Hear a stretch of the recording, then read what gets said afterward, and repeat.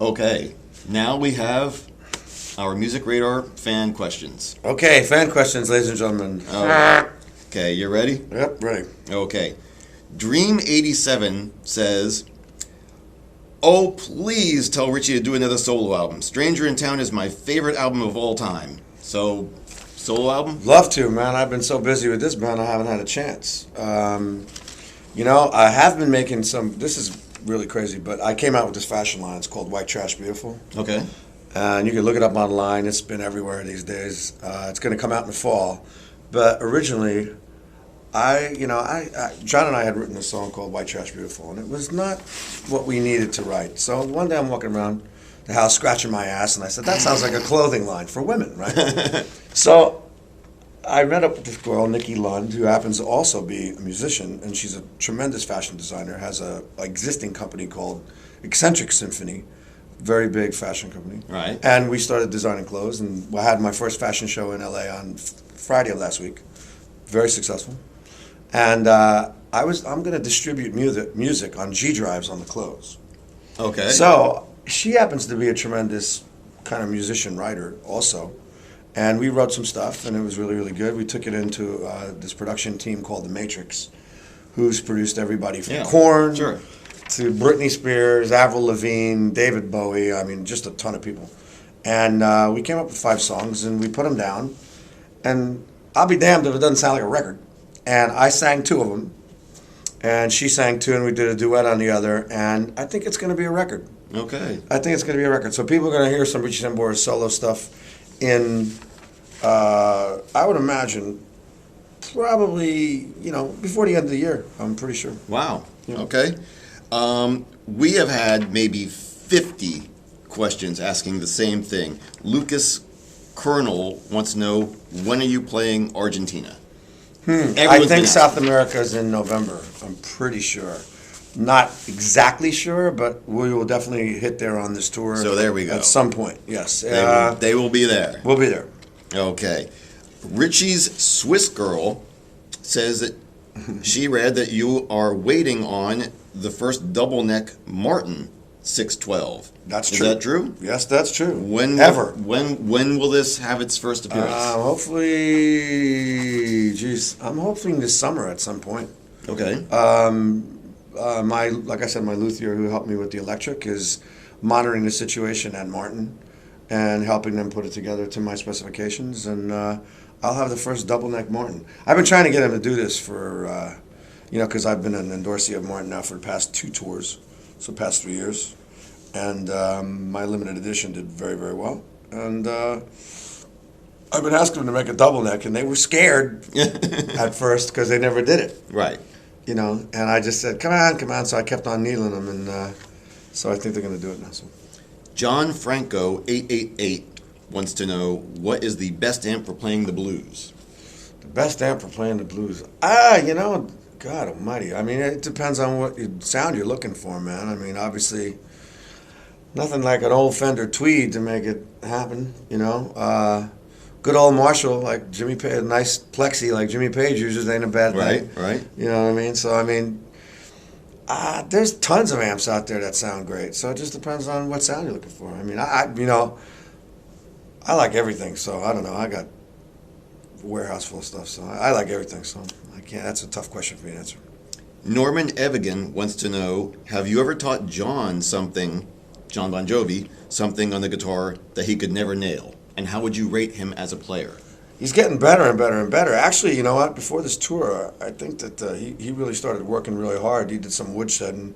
And he'll ask me a question about, specifically how, when I'm playing a lead and stuff like that, how I'm coming up with the melodies or what's that. And I'm, obviously you have you start with pentatonic scales, this, that, and the other thing, but now you play what's going on in the chords.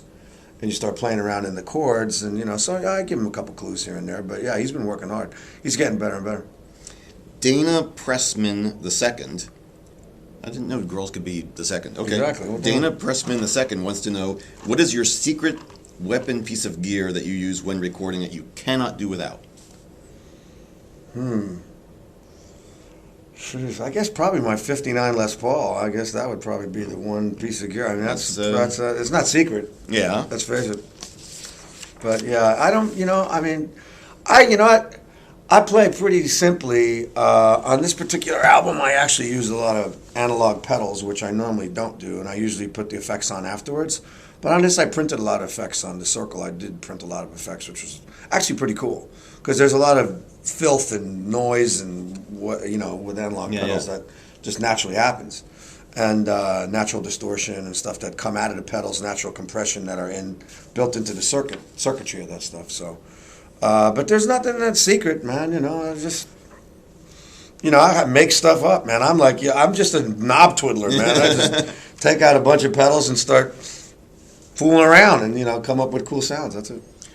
Hunky Chunk, that's a good name, Hunky Chunk says, although you're a self-taught guitarist, were there any guitar method books such as Mel Bay that aided your learning when you were a kid? He says that he saw a picture of you when you were a kid with a Mel Bay book. That's true. That's true. Yeah. Okay.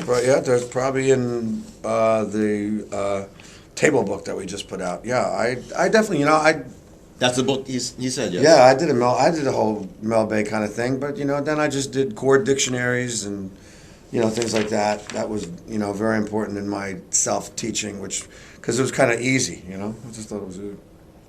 Sons of Beaches wants to know, Sons of Beaches, if you weren't a member of Bon Jovi, who would be the members of the Richie Sambora band? Jeez, I don't know. God, who knows? I mean, it's to unravel the history of this band and see where I would have been. God Almighty, I don't know. I mean, I always played with musicians that were the session guys that were in town that week. I used to have a band called Richie Sambora and Friends, and I constantly changed members all the time. Okay. And it was like, if there was like 3 guys in town that I knew that were cool, they'd show up. Sometimes I would take guys out of bands that I played in like high school battle of the bands and stuff like that. On Monday and Tuesday nights, I would just either play by myself or maybe with another bass player. I mean, I was just, whoever was in town, basically. Soph wants to know, what is your favorite song to play live? Oh my God. Yeah. It's impossible. I figured I'd give you a tough one. Yeah, I don't know. I mean... But which one are you having fun with right now? Which one's feeling really good? I'm having fun playing a new album because it's fresh, and we've been playing 240 to 3 hours these days. Wow. And we play, 7 or 8 songs off the new record in that set, because it's a long set. So I've been enjoying playing the new stuff. I'm really happy with this record. So. And let's see, there's other people asking when you're coming to Argentina. It's they want you in Argentina. Yeah, listen, man. I mean, I don't know why it's been so long since we've been. I think because the South American currency has been really, fluctuating so badly that from a business level, the promoters haven't been asking us to go down there, and unless you have a sponsorship kind of thing, and quite frankly, we've been so busy that. Haven't been able to make it down there, but it's on the schedule, I think, for this year. So, last question. Someone called the Jack wants to know any plans to do a straight-up country record, because obviously you had the big hit with the. No plans. No, I don't think so. I think that I wouldn't rule out. I wouldn't call even the record that we made a country record. It's got a Nashville. Yeah. Like orientated kind of record, and we went to Nashville and we did use some elements of that because we had the first #1 single by a rock band on the country charts in history. Right. So as a band that's been around for almost 30 years now, when the door to evolution flips open, we're going to open that door, because that's just kind of like, if you don't do that. So we just, John and I went down there with a blank pad and a pen and went, what the hell is this going to sound like? Because we had no idea, you know what I mean? It just kind of happened. And lo and behold, we made Lost Highway, and we loved it. And we didn't know if people were going to like it, but it came in #1 in 17 countries across the world. So we actually introduced country music to a lot of those places that probably never even heard it before. But for us at first, it was like, throwing a grenade and putting your hand here and closing your eyes going, what is going to happen? Yeah. You know, we had no idea what the heck was going to go down. So, I mean, but happily, it turned out to be a beautiful experiment, and consequently, we had the biggest tour in the world last tour. You know, we had the highest grossing tour Not bad. ever with a Nashville-orientated record, so who knew? Because I know you got to go. Last question. Dominic Critelli wants to know, is there a particular area of your guitar playing that you feel you have to improve upon? You